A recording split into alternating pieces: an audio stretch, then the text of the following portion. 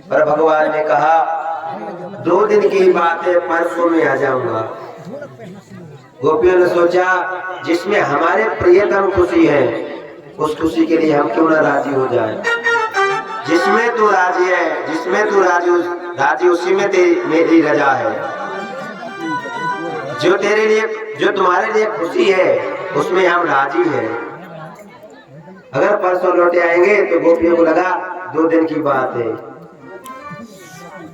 गोपियां रथ के आगे से हट गई। रथ वायु वेग से उड़ा। रथ के चलने से धूल बहुत ऊपर तक उड़ी। जब तक वो धूल दिखती रही तब तक गोपियां निहारती रही, देखती रही। पर रथ तो चला गया था। भगवान सोच रहे हैं कि अक्रूर जी के मन में क्या चल रहा है। अक्रूर जी मन ही मन सोचते जा रहे हैं कि गोपियां कितना चाहती हैं भगवान को, कितना प्रेम करती हैं। अगर भगवान को कुछ हो गया तो मैं क्या करूंगा।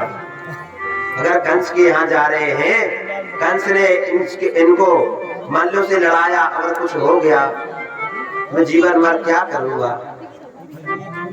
चलते जा रहे थे तो अक्रूर जी ने सोचा क्यों ना यमुना जी में स्नान कर ले। भगवान ने माया मोहित की। अक्रूर जी जैसे ही यमुना जी में डुबकी लगाई तो ही भगवान अंदर नजर आने लगे युगल सरकार के साथ। अक्रूर जी को लगा शायद ऐसे तो नहीं भगवान नहाने आ गए हो, हमारे साथ ही डुबकी लगा ली हो। सोई देखा तो बाहर निकल कर वहां भी भगवान थे। फिर अंदर देखा फिर भगवान वहां पर, बाहर देखा तो भगवान वहां पर। सोई अक्रूर जी समझ गए और बार बार जैसे ही डुबकी लगाकर निकले तो बार बार भगवान की ओर देखते हैं। भगवान कहने लगे क्या हुआ चाचा जी, ऐसे क्यों देख रहे हो आप, ऐसे बार बार क्यों देख रहे हो। बोले कुछ नहीं प्रभु, आपकी लीला कोई नहीं समझ पाता। बोले राधे राधे, बोले राधे राधे। आपकी लीला कोई नहीं समझ पाता। और अपने बैठे बैठे और चलते बने। नंद बाबा बहुत पहले पहुंच गए थे मथुरा, और बाद में पहुंचे शाम में पहुंचते पहुंचते। तो नंद बाबा ने पूछा लाला क्या बात है गई, साथ में ही चले थे और इतने लेट कैसे है गए। सोई अक्रूर जी से कहा कि अक्रूर जी स्नान करने लगे थे, यमुना जी में डुबकी लगाने लगे थे, जा हमारे बाबा लेट है गई। भगवान कहने लगे मैं तो मथुरा देखने को जाऊंगा। तो नंद बाबा कहने लगे लाला ये तो वृंदावन ना है कि तू कहीं भी जा सके उतर कर, कहीं भी घूम आए किसी के घर में। ये मथुरा है, यहाँ को राजा कंस है, यहाँ बड़ा संभल कर रहने पड़े, तो मैं तो तुम्हें बिल्कुल ना भेजूंगा। तो बलराम भैया कहने लगे बाबा मैं साथ में जाऊंगा और लाला को अच्छे से संभाल कर ले जाऊंगा, कोई दिक्कत ना आएगी। नंद बाबा कहने लगे जा पे तो तुम्हें बिल्कुल भरोसा ना है, मगर तुम कहता है तो तेरे साथ भेज रहे हैं। बाल सखाओं के साथ भगवान बलराम भैया के साथ मथुरा भ्रमण करने के लिए चल दिए। रास्ते में जा रहे हैं तो ऊपर से मथुरा की स्त्री ब्रजांगना देख रही है, ये वही लाला है जाने पूतना को मारो है। दूसरी गोपी कहती जी वही लाला है जाने अरिष्टासुर का उद्धार कर दियो है। बोली राधे राधे। वही है पूतना के मारने वालों। जगह जगह व्यापारी भी स्वागत करते जा रहे हैं। तब ब्रजवासी साथ में तो ब्रजवासियों ने पूछा लाला यहाँ गाँव में तेरा बड़ा जोर का स्वागत कह रहे हुए, बार बार क्यों पूछे जा रहे हैं, क्या बात है यहाँ कोई तेरे रिश्तेदार रहेगा। तो ही कहने लगे भगवान अरे ब्रजवासियों ये हमारे मामा को गांव है। बोले राधे राधे। ये हमारे ब्रजवासियों का हमारे मामा का गांव है। ब्रजवासी कहने लगे लाला ने पहले को बता तो जब आ रहे थे कि हमें अपने मामा के गांव चलना है। अगर ऐसा पता हो तो कि मामा के गांव जाना तो बढ़िया बगलबंदी पहन के आते, थापक तंगत चंदन लगा कर आते, गले में माला पहन कर आते, लगते तो हम ब्रजवासी ने कहा अब तेने तो कुछ पहले बताई ना, अब क्या पता हमें। तो भगवान कहने लगे ब्रजवासियों चिंता की क्या बात है, हमारे मामा का गांव तो फिर यहाँ तो घर ही है, यहाँ पहन सके नए कपड़े। आगे गए तो धोबी चला जा रहा था कंस के कपड़े लेकर, सोई भगवान बादशाह बोले भैया राम मामा राम राम। भाने मुड़कर देखो जी मामा कौन भांजा कौन सा आ गया।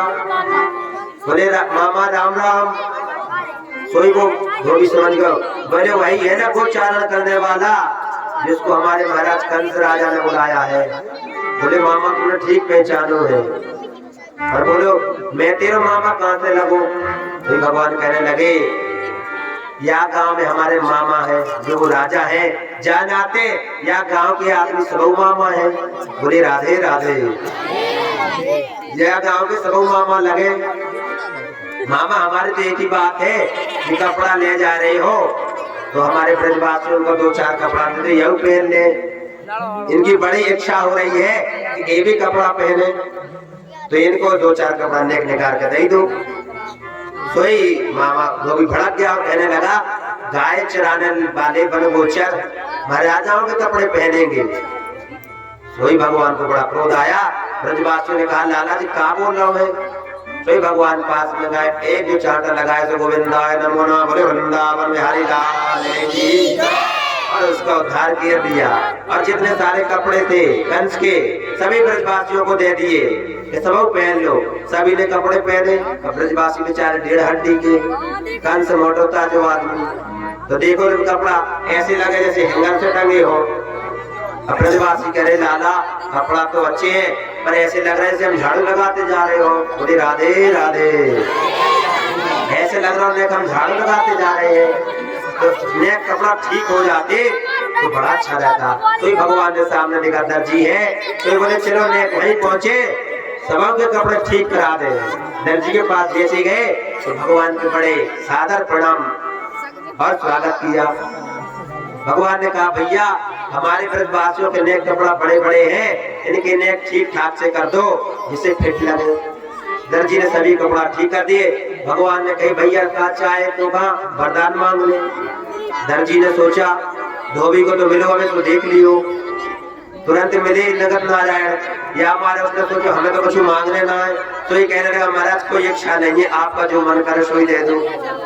तो ही भगवान ने दर्जी को वरदान दिया तुम सदा ऐसे ही फलते फूलते रहोगे और आगे बढ़े। अब देखा ब्रजवासियों ने कि कपड़ा तो बढ़िया है, पर देखा कि गले में एक माला और होनी चाहिए, क्योंकि जब तक माला ना ब्रजवासी पहने तो उनका मन न लगे। अरे ऐसे लगे जैसे हमने कछु ना पहन रखो। तो एक गले में माला हो तो बड़ा अच्छा लगेगा। बोले राधे राधे। ये लोग बहुत शैतान कर रहे हो, आवाज भी कर रहे हैं। अगर तुझे प्रॉब्लम है तो जाकर ऐसे इधर बात कर ले, कोई बात है तो। बोले राधे राधे। सोच रहे हमारे गले में एक माला होती तो और अच्छा रहते हो। तो ही भगवान का बड़ा परम भक्त था सुदामा नाम का माली। उसके घर में जैसे ही पहुंचे तो भगवान को देखकर प्रसन्न हो गया और खुशी के मारे नाचने लगा। भगवान ने कहा भैया हमारे जितने भी साथ में सही ब्रजवासी हैं इन ब्रजवासियों सबों को एक एक माला पहनाई दो, तो ही प्रसन्न हो जाएंगे ब्रजवासी। सुदामा नाम के माली ने सभी को एक एक माला पहनाई। भगवान ने उसको भक्ति का वरदान दिया। उसने कहा प्रभु हमारे घर भी पधारे। भगवान ने कहा जिस कार्य के लिए आए हैं वो कार्य संपन्न होगा, आपके घर अवश्य पधारेंगे। अब माला भी हो गई, कपड़ा भी हो गई, पर चंदन ना लगो नहीं। ब्रजवासियों को चंदन न लगे तो उनको मन न लगे। बोले राधे राधे। जब चंदन लग जाता उनका मन प्रसन्न हो जाए। तो चंदन के तलाशते जा रहे हैं, चंदन कहाँ मिले। तो जो कंस को जो लगाती थी कुब्जा वो जा रही थी। भगवान ने कहा अरे सुंदरी सुनते ही हो क्या। तो आज तक तो किसी ने सुंदरी कहा ही नहीं था, 3 जगह से टेढ़ी थी। बाद में मुड़कर देखो महाराज सुंदरी किसने कहा। तो भगवान ने कहा हाँ हम बोला रहे सुंदरी अगर चंदन हो तो नेक हम को लगा दो, हमारे ब्रजवासियों को लगा दो। उसके भगवान के वचन सुनकर कुब्जा बड़ी प्रसन्न हुई और सभी को चंदन लगाया। अब चंदन लगाने के बाद सही ब्रजवासियों ने कहा भैया सबको कछु न कछु दौलाल है, हमको ने कछु दे दो। सही भगवान ने बाकी अंगूठे पे जैसे ही अपना अंगूठा रखा सोई बलदाव जी भैया कहने लगे हमारा लाला भी 3 जगह से टेढ़ा है, ये भी 3 जगह से टेढ़ी है। याने तो या तो पैर पे ही पैर रख दियो, सोई उल्टो मुंह कर लियो, बोलो राधे राधे। और कहने लगे लाला ये वृंदावन ना है, मथुरा है, नेक्स्ट संभल के, सीधे तो कर रहे हो पर नेक्स्ट संभल के, क्योंकि वृंदावन में तो कछु कर दो तो कछु फर्क ना है, पर यहाँ पर राजा कंस से नेक्स्ट संभल के करियो, बोले राधे राधे। भगवान ने थोड़े भी हाथ लगाया और एक झटके में सीधा कर दिया, बड़े सुंदर लगने लगी देखने में। इस प्रकार भगवान आगे बढ़ते गए, आगे गए तो देखा कि धनुष यज्ञशाला में धनुष रखा हुआ था। भगवान ने बंदाऊ दादा से कहा दादा कहो तो इस धनुष को उठा ले। सोई बंदाऊ दादा बोले नेक लाना उठा के देखियो कैसा है, पता तो चले, तब को रखो ये जे। पर उसके जो रक्षक थे तो वो हंसने लगे, क्योंकि उस धनुष को आज तक कोई नहीं उठा पाया था।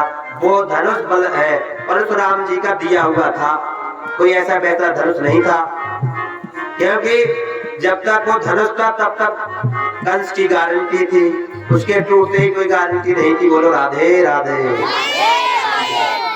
तो वहाँ जो रक्षक थे तो कहने लगे गायों को चराने वाले नेक नेक से छोड़ा, कह रहे धनुष को तोड़ेंगे, इनको नेको रात में भी शर्म ना लगे, ये धनुष तोड़ेंगे। तो ये भगवान ने उसको खेल खेल में ही उठाया, उसको तोड़ पकड़कर दो टुकड़े कर दिए।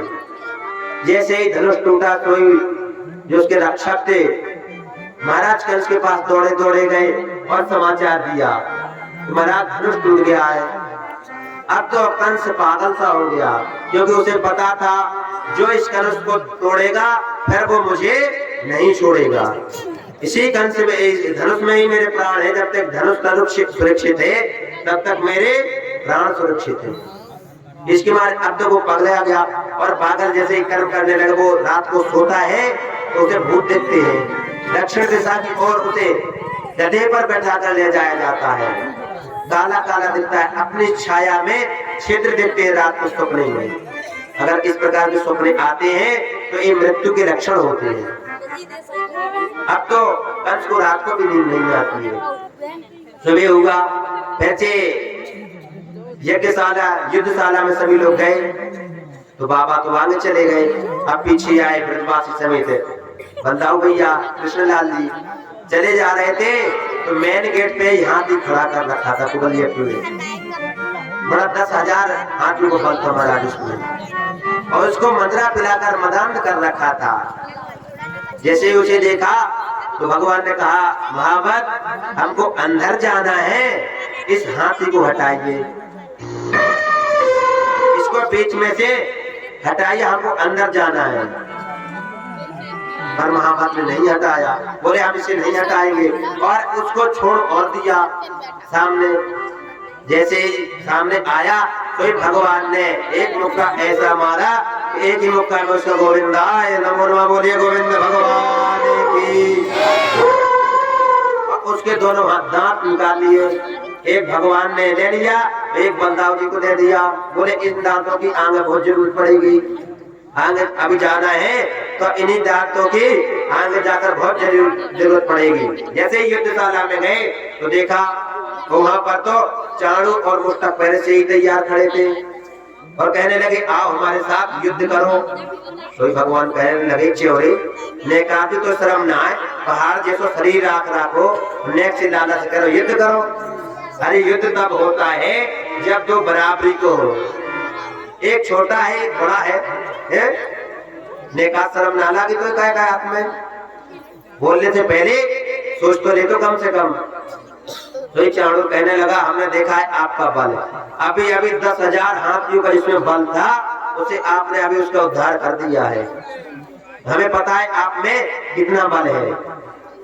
ना बालम न किशोरस्तम, तुम देखने में छोटे हो पर बल तो आप में बहुत है। भगवान ने कहा जब तेरी इतनी इच्छा है तो क्यों ना संतुष्ट करेंगे, तेरी इच्छा को संतुष्ट कर देंगे। पर जो नर नारी देख रहे हैं तो बड़ा दुख होता है। एक छोटा सा बालक कहाँ एक हाथी जैसा शरीर वाला, मल्ल और मल्ल युद्ध तब होता है जब दोनों समान हो, तब तो युद्ध होता है। पर इसका तो हाथी जैसा शरीर है और हमारे ठाकुर जी ने एक से छोड़ा है। बोले लड़ाई की बात कर रहा है तो नहीं नहीं लड़ो।